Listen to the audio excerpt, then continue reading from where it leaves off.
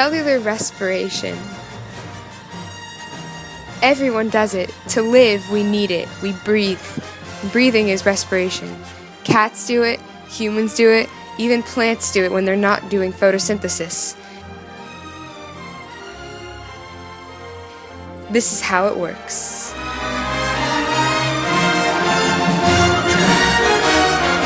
There are two different types of respiration, aerobic and anaerobic. Aerobic respiration. Step 1 is glycolysis. Directly translated, it means sugar splitting. It occurs in the cytoplasm. This is anaerobic respiration, which means no oxygen is required. As you can see in the diagram, a single glucose molecule, a 6-carbon sugar, is changed into 2 G3P molecules with the pay of 2 ATP molecules. This is the energy investment. Then, the 2 G3P molecules are changed into 2 pyruvate molecules while releasing 2 ATP and an NADH per molecule. This results in 2 net ATP gains.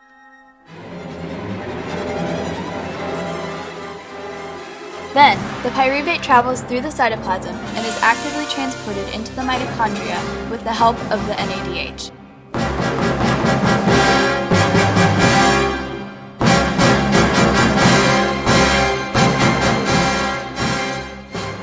This process is called the link-end reaction.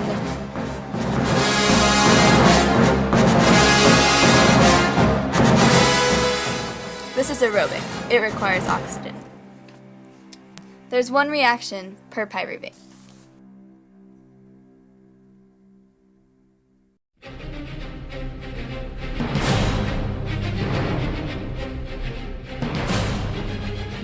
In the link-end reaction, a carbon is lost.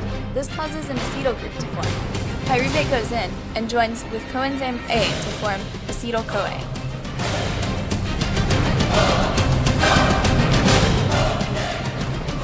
The lost carbon bonds with oxygen to release carbon dioxide. NADH is also released.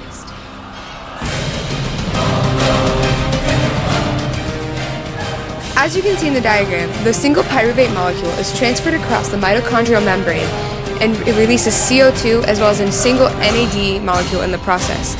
NAD is then converted into NADH plus a hydrogen ion. Also, with the addition of coenzyme A, this pyruvate molecule becomes acetyl-CoA, which is then used later on. After the link-end reaction is the Krebs cycle!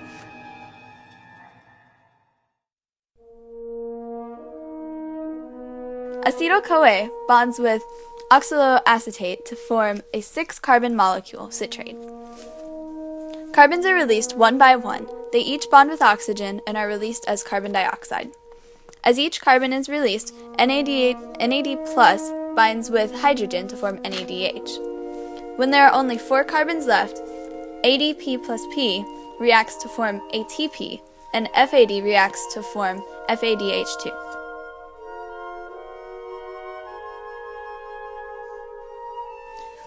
NAD plus then reacts to form NADH once more, and the remaining 4-carbon molecule is oxaloacetate.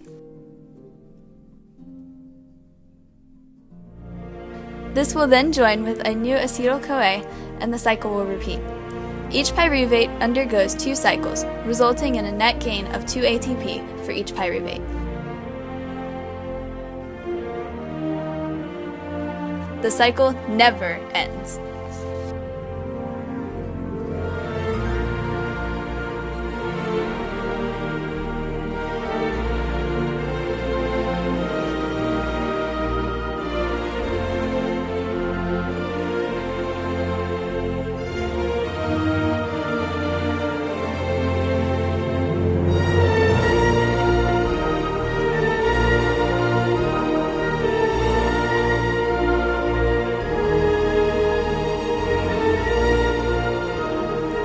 After Krebs, the electron transport chain occurs in the cristae of the mitochondria, or the inner mitochondrial membrane.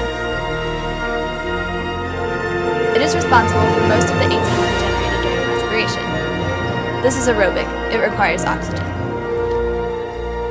Electrons travel to ATC on FADH2 and NADH. They lose energy as they travel until they reach oxygen. Chemiosmosis pumps hydrogen ions out to generate the concentration gradient between the two membranes. It diffuses through ATP synthase. The energy harnessed forms ATP.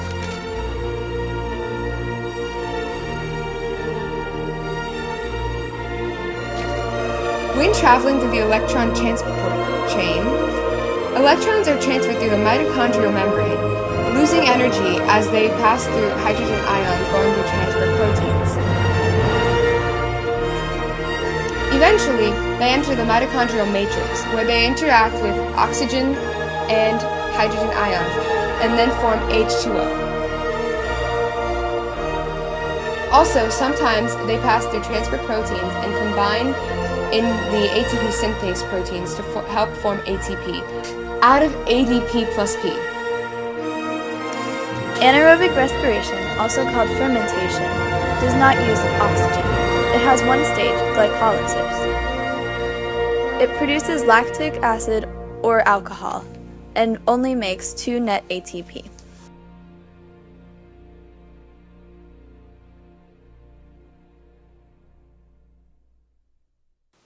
The end! Sure.